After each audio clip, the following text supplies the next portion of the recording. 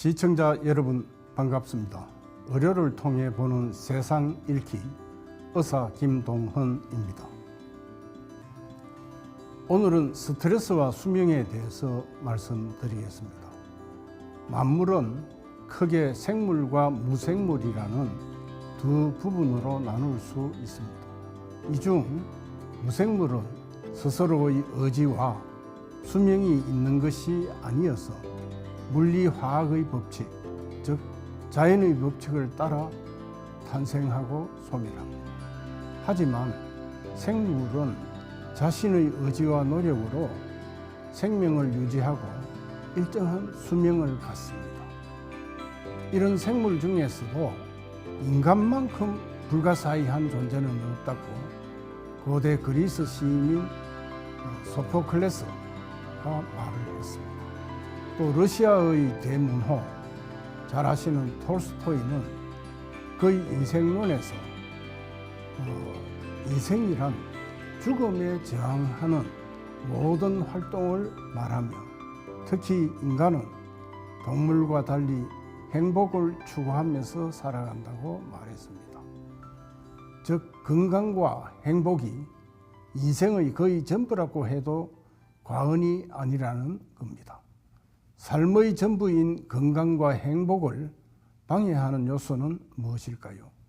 아마 스트레스이지 않을까 싶습니다. 스트레스란 무엇인가?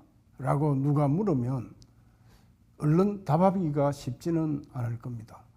1993년 레저러스는 스트레스는 인간이 심리적 혹은 신체적으로 감당하기 어려운 상황에 처했을 때 느끼는 불안과 위협의 감정이다 라고 정의를 했습니다. 저는 외과 의사로서 약 40년을 살아오는 동안 엄청난 스트레스 속에서 달려왔습니다. 전공의 시절에는 외과 병실에서 중환자를 지키느라 3일을 꼬박 잠도 제대로 자지 못한 채 환자를 지킨 적도 있습니다. 어떤 때는 수술을 24시간 지나도록 계속한 경우도 있었고요. 수술하는 도중에 환자가 유명을 달리한 경우에는 이루 말할 수 없는 스트레스 속으로 빠져들었습니다. 외과 의사는 수술실에서 10시간, 20시간 동안 거의 소변을 누지 않습니다.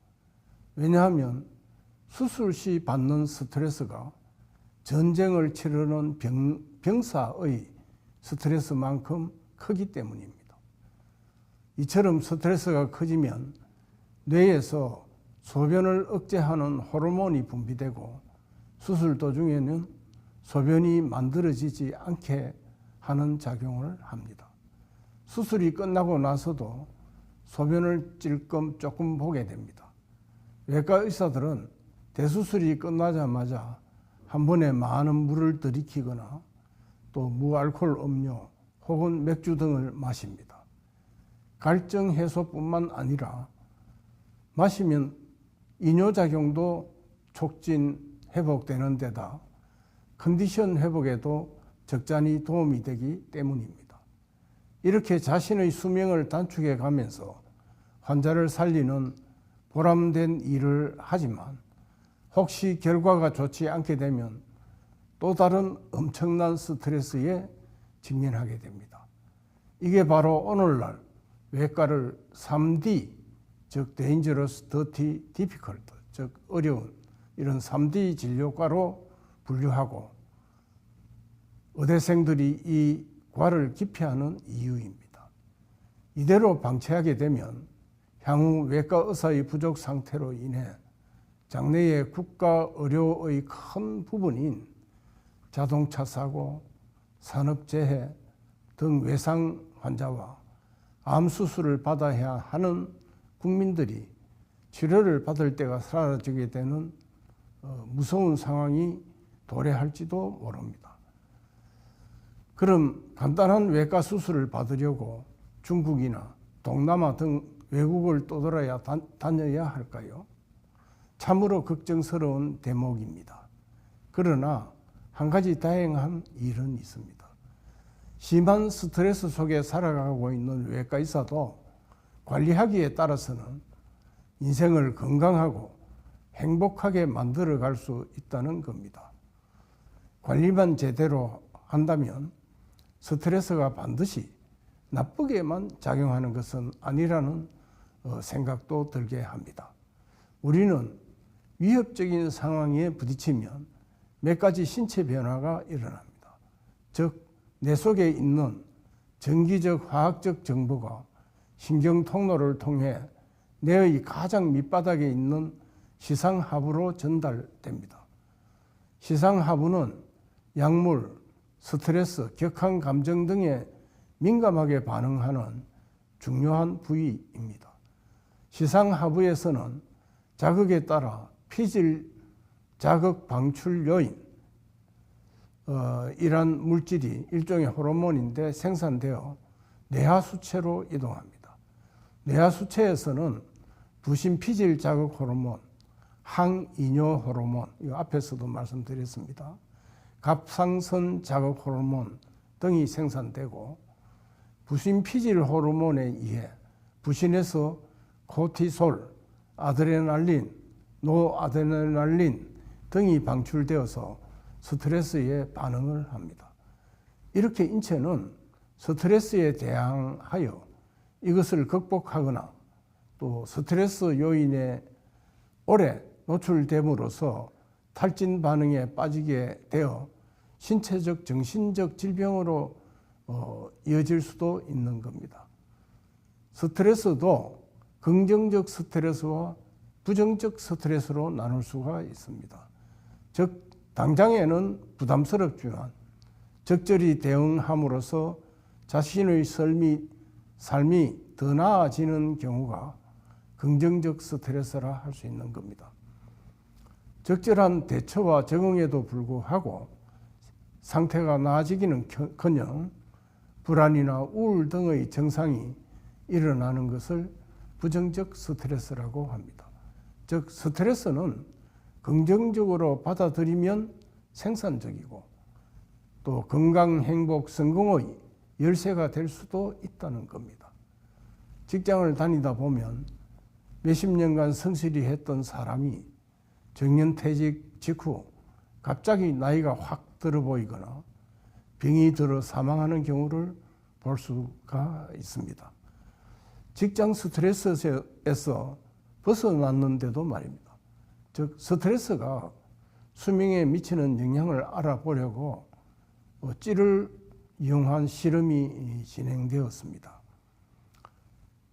찌를 한 군은 여러 마리의 쥐를 물에 담갔다 건졌다 하면서 스트레스를 굉장히 많이 준 쥐, 즉 스트레스군과 아주 쾌적한 환경에서 식사도 충분히 먹게 하고 편히 지내게 한 쾌적한 군, 그 다음에 먹는 양을 평소 양의 한 3분의 1 정도 줄여버리고 또 케이지 내에 다소 많은 수의 쥐를 넣어서 사육한 쥐, 즉 적절한 스트레스군으로 나누어서 수명을 조사해 봤습니다.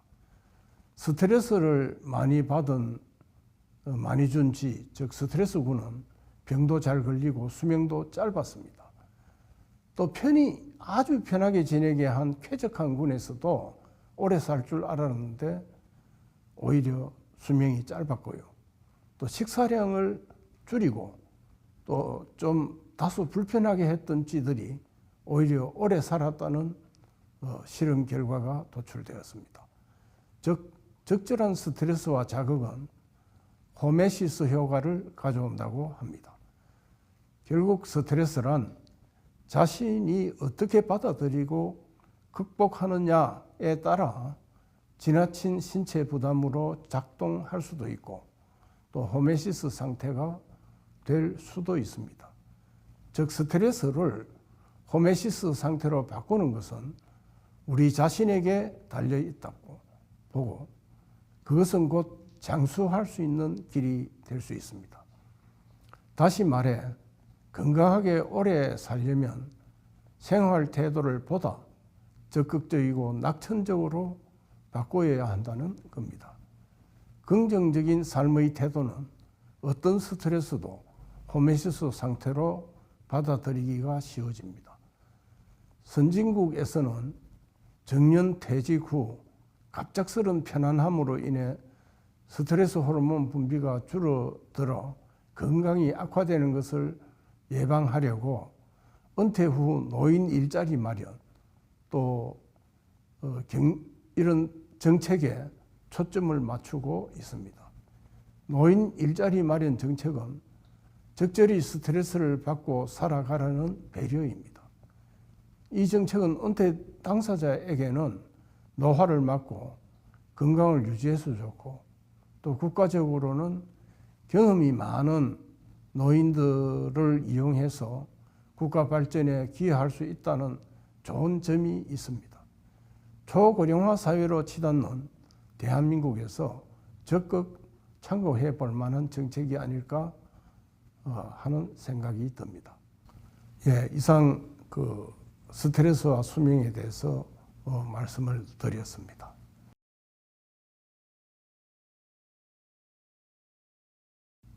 호메시스란 것은 자극 또는 촉진을 의미합니다.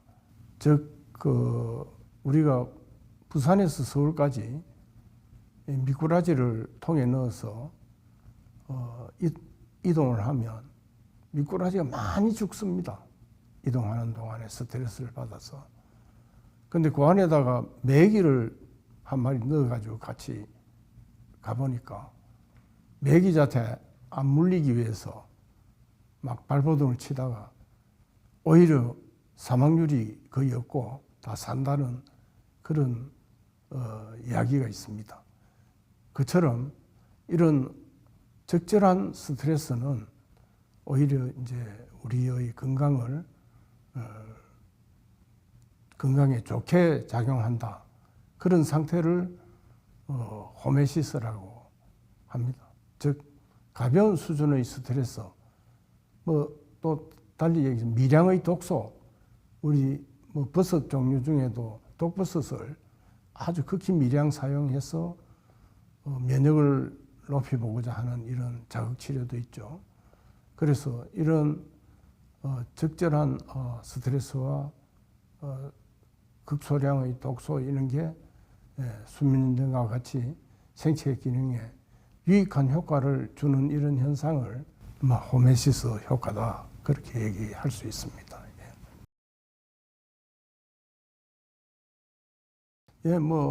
우리가 겪는 대부분의 병인데요. 특히 당뇨병, 또 고혈압, 천식, 소화성 궤양, 과민성 대장 증후군, 또 비만, 우울증, 수면장애, 불안공포증, 신경성 피부염, 수족냉증, 야뇨증, 암, 이런 게 대부분의 질환들이 이 스트레스와 관련이 있다고 생각이 됩니다. 그러나 이 스트레스를 우리가 수술하면서 받는 스트레스, 이거는 사실은 전쟁 치는 만큼 굉장한 극한적 스트레스 상황이지만 되게 우리는 사람을 돕고 사람을 살리고자 하는 이런 좋은 어떤 의도가 담겨 있는 스트레스이기 때문에 이게 아마 나쁜 방향으로 작용하지는 않는 것 같다 이렇게 느끼고 있습니다. 아까 외과 선생님들이 다 오래 사셨다 그런 이유가 아마 그런 거 아니겠나 생각을 합니다.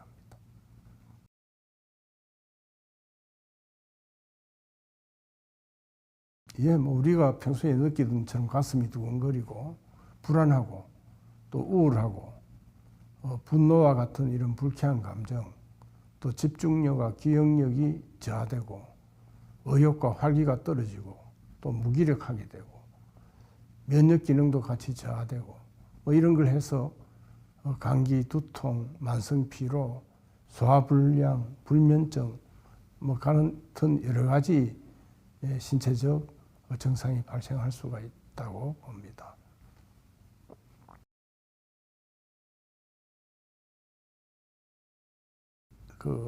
스트레스는 결국 자기 마음의 상태에 따라서 어떤 사람은 똑같은 일에 100개의 스트레스를 받으면 어떤 사람은 한 서너 개만 받는 이런 상태가 될 수도 있습니다. 그래서 이 마음의 상태가 굉장히 중요하고요. 이 극복하기 위해서는 이제 뭐 충분한 수면을 한다든지, 그다음에 적절한 취미 생활을 한다든지, 건강한 식단도 건강한 식단 골고루 드시고, 또 과일, 채소, 견과류 뭐 이런 거 좋은 걸로 돼 있고요. 뭐 어쨌든 어떤 식품이 특별히 좋다기보다도 식사를 우리가 골고루 잘 하시고, 또 우리가 그 마음 명상이나 이런 것처럼 마음 조절하는 이런 수련 이런 것도 굉장히 도움이 될 걸로 생각합니다. 특히 이제 우리 마음을 심호흡을 통해서 뇌로 충분한 그 산소를 공급하고 심호흡을 하면서 우리 마음을 호흡에다가 집중시키는 이런 거, 뭐 운동, 그죠? 또 이런 거는 뭐 스트레스 없어도 좋지만 스트레스를 해소할 때 도움이 될 걸로 생각을 합니다.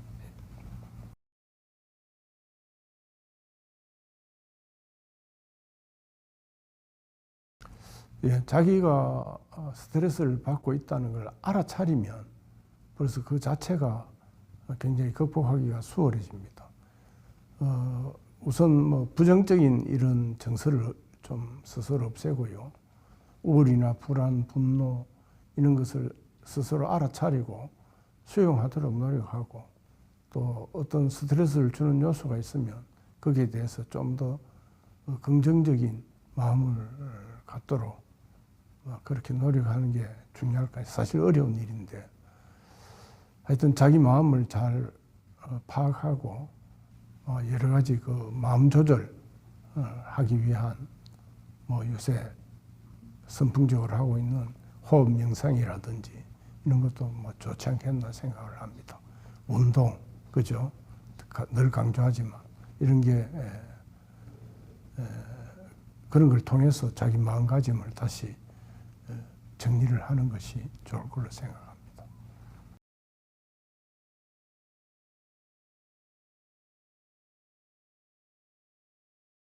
특별히 스트레스를 관리한다고 생각은 안 하고요.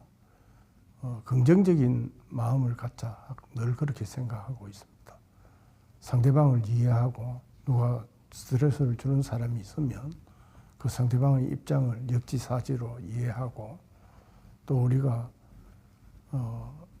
인생을 살아가는 데 있어서 뭐 좋은 일을 주로 찾아서 하고, 또 남을 위한 봉사라든지 뭐 이런 걸 우리가 잔잔한 거라도 하루에 한 번이라도 남에게 조금이라도 도움되는 일을 한다든지, 또 말이라도 따뜻하게 한다든지 뭐 이런 여러 가지 일들을 함으로써 자신에게 좋은 영향을 미치지 않겠나 그렇게 생각은 하고 있습니다. 사실 말은 쉽지만 이 스트레스 관리라는 게 어렵습니다. 그렇지만 우리가 저도 그 적절한 운동이라든지 또 취미 활동 이런 것도 하고 평소에 가급적 남에게 조금이라도 도움되는 일을 엘리베이터 앞에서 보면 그 휠체어 몰고 낑낑대는 환자분들 빨리 뛰어가서 뒤를 좀 밀어준다든지 뭐 이런 거 다 좋은 일이지 않습니까? 그죠? 또 뭐 어떤 일에 스트레스를 받고 있는 사람 보고 편안하게 한번 웃어준다든지 뭐 그런 것도 굉장히 좋은 일인 것 같습니다.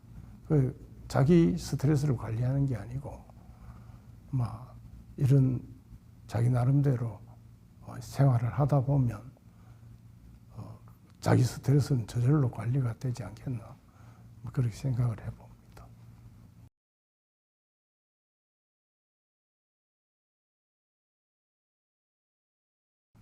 예, 이거는 뭐 제가 전문이 아니라서 잘 알기는 어렵습니다만 우리나라도 여러 가지 그 노인 일자리 유형이 있는 것 같습니다.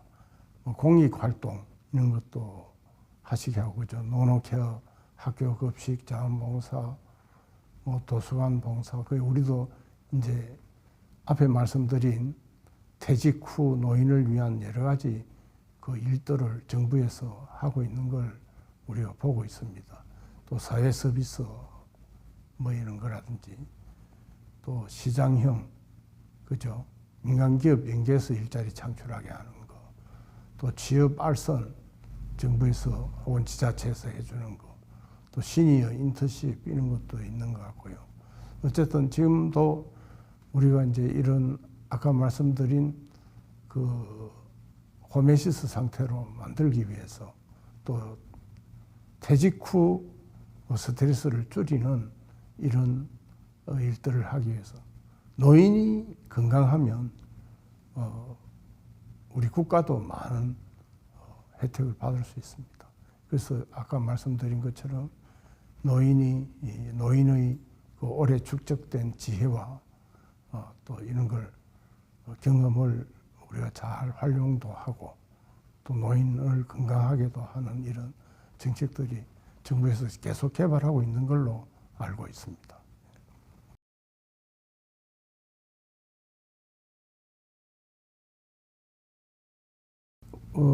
우리 현대인들은 참 그 사회가 복잡해지고 또 발전이 빠르고 템포도 빠릅니다. 옛날에 비해서.